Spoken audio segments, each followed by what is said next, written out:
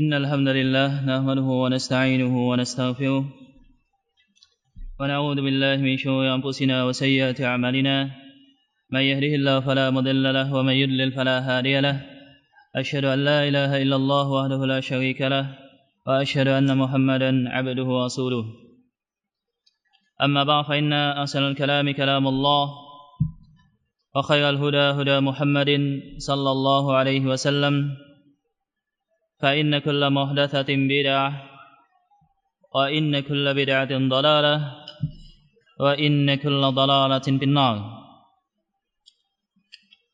إخواني رحمني الله وإياكم جميعا. Alhamdulillah, kita memuji dan bersyukur kepada Allah Tabaraka wa Ta'ala atas segala nikmatnya yang selalu diberikan kepada kita. Kita lanjutkan pembahasan hadis kita. Pada hadis yang ke-9 atau pada kitab Bulughul Maram yang ditulis oleh Al-Imam Ibnu Hajar Al-Asqalani pada nomor 668. Hadis yang berikutnya, qala Al-Imam Ibnu Hajar Al-Asqalani rahimahullahu ta'ala, wa an Abi Zubairi, daripada Abi Zubair, nama beliau adalah Muhammad bin Muslim Al-Makki, seorang tabi'in, murid daripada salah seorang sahabat yang bernama Jabir bin Abdullah. Dan beliau banyak meriwayatkan hadis daripada sahabat Jabir bin Abdullah radhiyallahu ta'ala an. Abi Zubair berkata, Sa'altu Jabiran an samanis sannuri wal kalb. Suatu saat saya bertanya kepada Jabir bin Abdullah tentang status keuntungan atau harga yang didapat daripada jual beli kucing dan jual beli anjing. Bagaimana status keuntungan yang didapatkan dari perdagangan tersebut, atau secara umum bagaimana sebetulnya pandangan Islam tentang jual beli kucing dan anjing? Apakah dibolehkan atau apakah diharamkan? Faqal, kemudian Jabir bin Abdullah berkata, Zajaran Nabiyyu sallallahu alaihi wasallam an dzalik. Rasulullah sallallahu alaihi wasallam sangat melarang, menegaskan keharaman tentang hal itu. Maksudnya tentang jual beli anjing dan kucing. Rawahu Muslim. Hadis yang kita bacakan ini adalah diriwayatkan oleh Al-Imam Muslim. Demikian juga diriwayatkan oleh Al-Imam An-Nasa'i rahimahullah dalam sunannya, kecuali dalam sunannya ada tambahan illa kalba saydin. Rasulullah SAW melarang jual beli anjing dan kucing, kecuali anjing yang dipergunakan untuk berburu binatang. Tetapi hadis yang diriwayatkan oleh Al-Imam An-Nasa'i ini diperbincangkan oleh para ulama. Sebagian kecil daripada para ulama, semisal Al-Imam Ibnu Hajar Al-Asqalani, beliau menyatakan tidak ada cacat dalam hadis yang diriwayatkan oleh Al-Imam An-Nasa'i ini. Artinya, tambahan yang disebut oleh Al-Imam An-Nasa'i illa kalba saydin, kecuali anjing yang khusus untuk dipergunakan berburu, ini adalah tambahan yang thiqah dan wajib diterima. Ini menurut pendapat Al-Imam Ibnu Hajar Al-Asqalani rahimahullahu ta'ala. Adapun Al-Imam Ahmad, begitu juga Al-Imam Abu Hatim Ar-Razi, Al-Imam An-Nawawi As-Suyuti dan yang lainnya, mereka menyatakan bahwasanya hadis yang diriwayatkan oleh Al-Imam An-Nasa'i ini ada kelemahan. Ada satu rawinya yang bernama, kalau saya tidak salah namanya Husain, yang dituduh sebagai rawi yang lemah, yang tidak thiqah. Wallahu ta'ala alam bisawab. Ringkasnya ikhwah, yang lebih sahih adalah tambahan Al-Imam An-Nasa'i ini lemah. Tetapi jikalau kemudian terbukti tambahan Al-Imam An-Nasa'i ini adalah tambahan yang thiqah, maka hukumnya berlaku pengecualian kecuali anjing yang digunakan untuk berburu. Taib. Ma yu'khadhu minal hadits, beberapa faedah yang kita bisa ambil daripada hadis yang sedang kita bacakan ini. Yadullul haditsu 'ala an-nahyi an bai'is sannur wa tahrimi samanihi wa injaz iqtina'uhu li ghairi hajatin li'adamin nahyi an dzalik. Hadis ini ikhwani rahimani wa rahimakumullah menunjukkan tentang diharamkannya memperjualbelikan kucing. Jadi di dalam Islam tidak boleh ada aktivitas jual atau beli kucing. Wa tahrimi thamanihi, dan keuntungannya juga diharamkan. Wa in jaza iqtina'uh, meskipun memelihara kucing tadi dibolehkan. Jadi ulama sepakat memelihara kucing hukumnya boleh. Sebagaimana dalam hadis yang sahih Rasulullah sallallahu alaihi wasallam bersabda, "Dakhalatil mar'atu finnar." Ada seorang wanita yang masuk neraka. Fi hiratin, hanya kena sebab kucing. Amsakatha, dia mengikatnya atau mengurungnya. La hiya at'amatha wa la hiya arsalatha takul min hathathil ard. Wanita tadi mengikat atau mengurung kucing, tetapi tidak diberikan makan. Tidak juga dilepas supaya bebas mencari makanan sendiri, sehingga kucing tadi mati. Artinya, sahidnya, garis bawahnya adalah, jikalau wanita tadi memelihara kucing, kemudian memberikan makanan, tidak memperlakukannya secara zalim, maka hukumnya memelihara kucing adalah dibolehkan.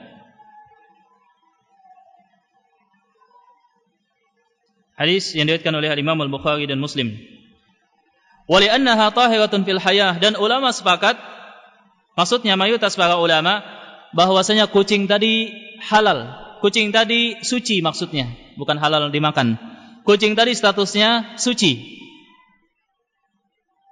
Sebagaimana dalam hadis yang juga diriwayatkan oleh Imam Al-Bukhari dan Muslim, Rasulullah sallallahu alaihi wasallam menyatakan, innaha minat tawafina wat tawafat. Kucing itu halal, maksudnya suci, bukan halal lagi, salah. Maksudnya kucing itu suci, tidak najis, sebab kucing itu selalu berinteraksi bersama kalian. Jadi kucing statusnya suci, begitu juga air liurnya, jilatannya suci. Ini pengecualian. Padahal kaidahnya adalah setiap binatang yang diharamkan untuk dimakan, maka jilatannya juga itu adalah najis. Kecuali jilatan kucing. Kenapa? Sebab kucing selalu bersama kita. Wallahu ta'ala alam bisawab. Kecuali kalau kucing tadi sudah menjadi bangkai.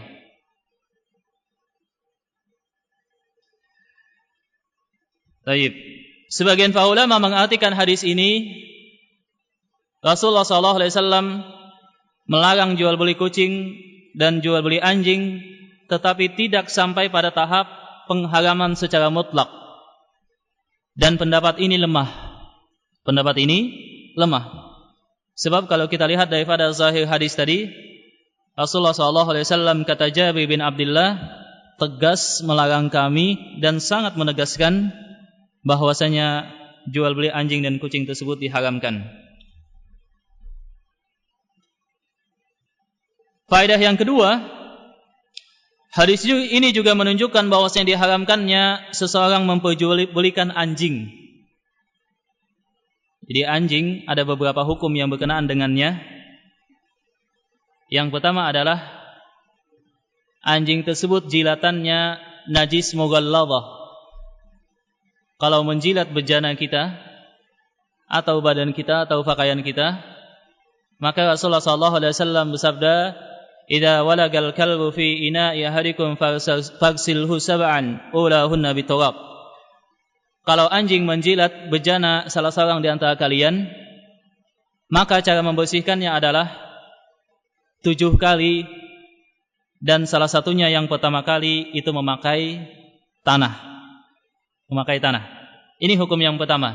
bahwasanya anjing air liurnya itu tergolong daripada najis yang mughalladah. Kecuali dalam mazhab al-Imam Syafi'i, mazhab yang dipegang dalam mazhab Syafi'iyah, para ulama di kalangan mazhab Syafi'i menyatakan bukan hanya air liurnya saja, bahkan kalau tersentuh badannya juga najis mughalladah. Tetapi kita katakan zahir hadisnya hanyalah jilatannya. Wallahu taala a'lam bishawab. Ini yang pertama. Yang kedua, anjing diharamkan untuk dimakan dengan kesepakatan para ulama. Anjing dihalalkan untuk maksudnya anjing diharamkan untuk dimakan. Jangan salah paham. Ini hujan suka salah ngomong ini. Kenapa ya suka salah ngomong hujan ini? Ya, anjing diharamkan untuk dimakan dengan kesepakatan para ulama. Adapun penyandaran sebagian para ulama bahwa Al-Imam Malik mempunyai dua pendapat. Salah satu pendapatnya menyatakan diharamkan, salah satu pendapatnya menyatakan diharamkan, maka penyandaran ini oleh para ulama dinyatakan keliru. Beliau juga berpendapat anjing tidak halal untuk dikonsumsi. Sebab najis tadi. Wallahu ta'ala alam bisawab. Dan anjing, hukum yang pertama najis mughalladah. Hukum yang kedua tidak halal untuk dimakan. Hukum yang ketiga, khusus anjing hitam disunahkan untuk dibunuh. Jadi kalau kita ketemu anjing hitam, maka yang harus kita lakukan adalah kalau bisa anjing tadi dibunuh. Seorang sahabat berkata kepada sahabat Abu Dzar Al-Ghifari, "Fama balul kalbul aswad?" Kenapa yang dibunuh hanya anjing hitam saja? Beliau kemudian menyatakan, "Innama huwa syaitan." Anjing hitam tadi perwujudan daripada syaitan. Syaitan maksudnya mengubah bentuknya dalam bentuk anjing hitam. Bentuk anjing hitam. Atas pendapat yang lebih kuat, meskipun anjing tadi milik orang lain, kalau warnanya hitam maka kita boleh membunuhnya. Misalkan ada tetangga kita memelihara anjing, anjingnya warnanya hitam, maka mayoritas para ulama menyatakan kita pun boleh membunuhnya. Ini hukum yang ketiga. Adapun hukum yang selanjutnya, tidak boleh memelihara anjing. Tidak boleh memelihara anjing. Ini poin yang keempat yang berkenaan dengan anjing. Sebab Rasulullah SAW bersabda, "Maniktana kalban." Barang siapa yang memelihara anjing, ghayra kalbi saydin, bukan anjing untuk berburu khusus, nuqqisa, maka akan dikurangkan pahalanya setiap hari kiratan, sebanyak 2 kirat. Maksudnya sebanyak 2 gunung Uhud. Sebanyak 2 gunung Uhud.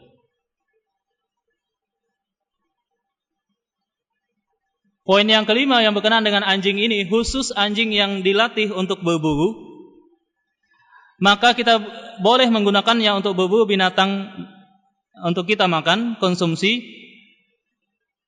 Tetapi catatannya kita melepas anjing tadi dengan menyatakan bismillah. Lepas anjing tadi. Kemudian anjing tadi ketika menangkap atau menerkam atau yang semisalnya hewan buruan tadi halal bagi kita. Kalau sudah mati, langsung dimakan. Sebagaimana dalam hadis riwayat Abu Daud, dengan syarat ketika melepas anjingnya menyatakan bismillah. Tapi kalau lupa mengucapkan bismillah, maka tidak halal. Ketika kita ketemu hewan buruan kita sudah dilumpuhkan oleh anjing, belum meninggal, belum mati, maka yang kita lakukan adalah sembelih sesuai dengan syariat Islam. Wallahu ta'ala a'lam bishawab. Ada enggak kaum muslimin yang masih melihara anjing, Pak? Masih ada ya? Banyak.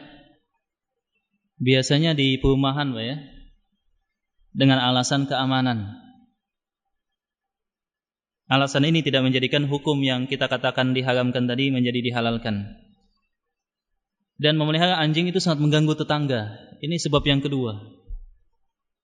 Anjing itu kebiasaannya nggak mau diam kan begitu Pak ya? Yang ketiga, al-hadits alladzi fi sahihaini 'amun. Hadis yang kita bacakan ini riwayat Muslim atau hadis yang diriwayatkan oleh Abi Mas'ud dikeluarkan oleh Al-Imam Al-Bukhari dan Muslim. Rasulullah sallallahu alaihi wasallam menyatakan, naha Rasulullah sallallahu alaihi wasallam an thamanil kalbi wa hulwanil kahin wa mahril bagi. Rasulullah sallallahu alaihi wasallam melarang jual beli anjing, upah wanita, pelacur. Itu semuanya diharamkan. Hadis riwayat Bukhari Muslim tadi dari Ibnu Abu Mas'ud, atau kita bacakan hadis riwayat Jabir dari Abi Zubair, semuanya dengan lafaz umum. Semua yang diharamkan untuk dijual. Tapi kita ada bagian koran itu ada iklan jual beli anjing. Pernah lihat tak? Bagian di kolom iklan itu biar berapa kolom yang di sana informasi untuk jual beli anjing. Dan ada kelas-kelas khusus anjing. Ada anjing yang strata-nya bangsawan dan ada anjing yang strata-nya menurut mereka rendahan. Kita katakan hal ini diharamkan sama sekali. Ta'ala a'lam bishawab. Ingin kita ulang kembali bahwa kaidah dalam Islam, sesuatu yang bisa dimanfaatkan dan manfaat halal itu boleh untuk dijual. Sesuatu yang bisa dimanfaatkan dan manfaatnya boleh untuk dijual dan beli. Ini hukum umum. Tetapi beberapa pengecualian. Pengecualiannya misalkan ada pada kucing, tidak boleh diperjualkan meskipun ada manfaatnya. Begitu juga ada pada anjing. Wallahu ta'ala alam bishawab. Mungkin sampai di sini penjelasan kita. Ada yang menyatakan boleh menjual anjing, di antaranya adalah Al-Imam Atha bin Abi Rabah, seorang ulama tabi'in, atau Ibrahim An-Nakhai rahimahumullahu rahmatan wasi'ah. Wallahu ta'ala alam bishawab.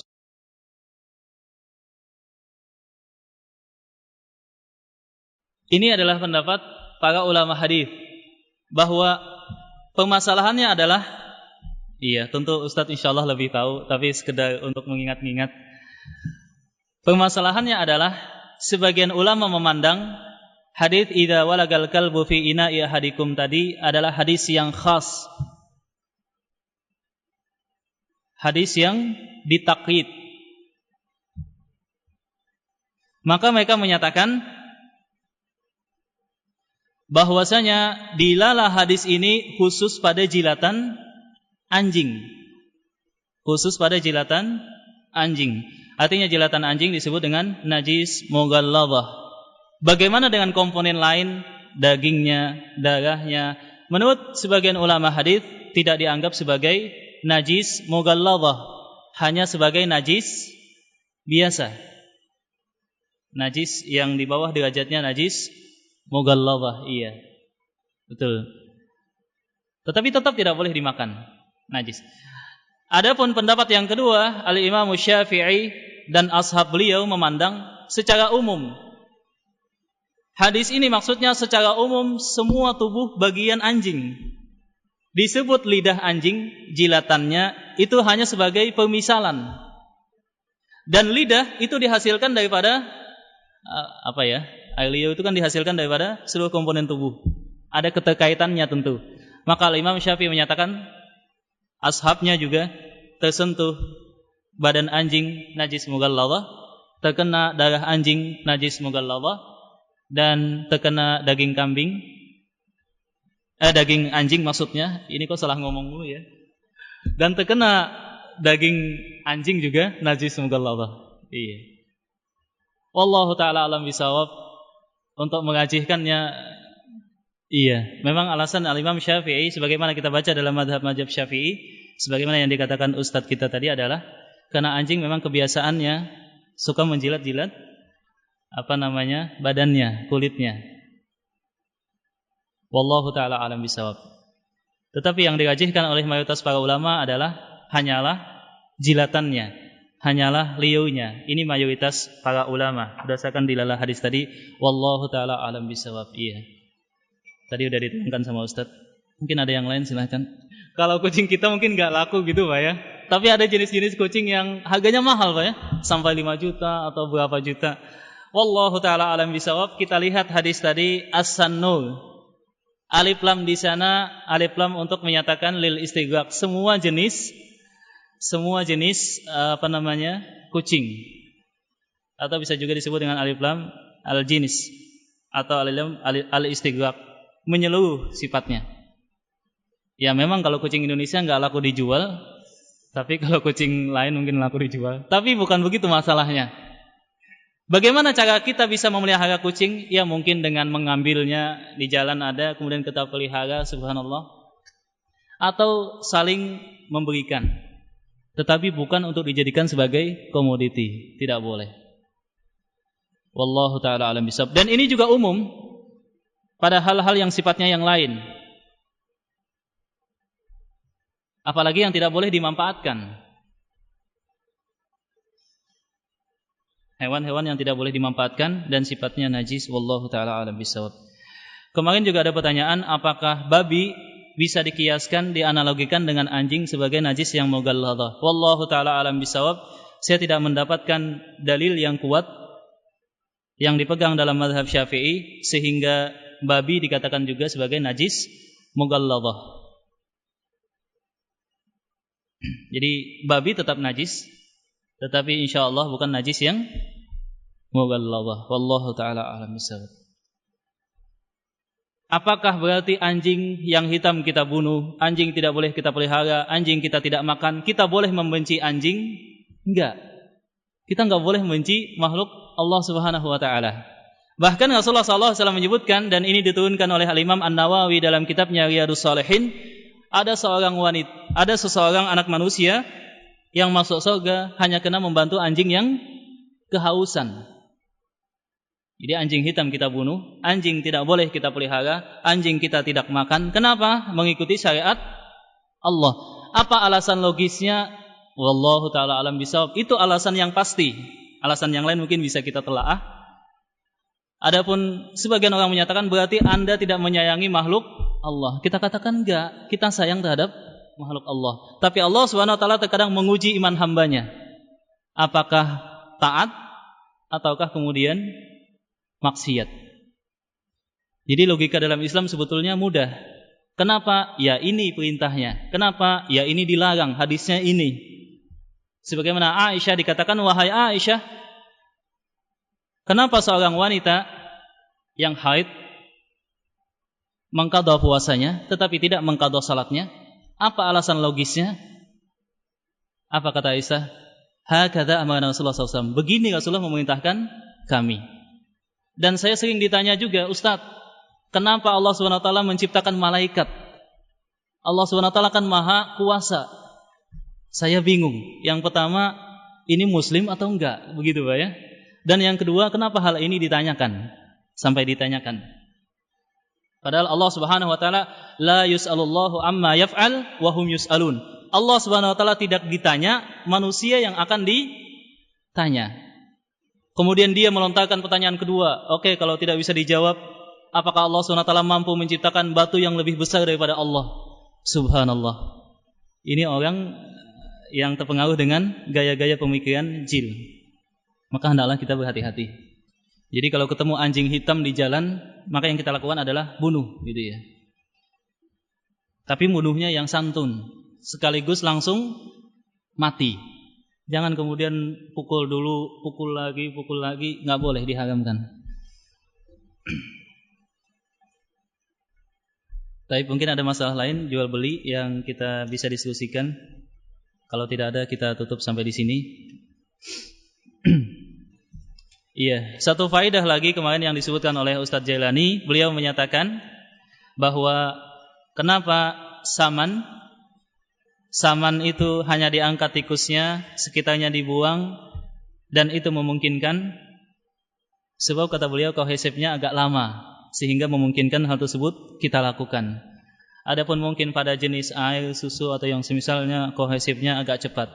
Ya ini mungkin satu faedah daripada beliau. Meskipun alasan tepatnya wallahu taala alam bisawab, tapi mungkin itu salah satu alasannya. Baik, Sampai di sini semoga ini bermanfaat, dan terima kasih tadi atas tambahan Ustaz Jalani. Semoga ini mendapatkan pahala di sisi Allah Subhanahu wa taala ketika niat kita ikhlas. Subhanakallahumma rabbana wa bihamdika asyhadu an la ilaha illa anta astaghfiruka wa atubu ilaik wa akhiru da'wana alhamdulillahi rabbil alamin. Assalamualaikum warahmatullahi wabarakatuh.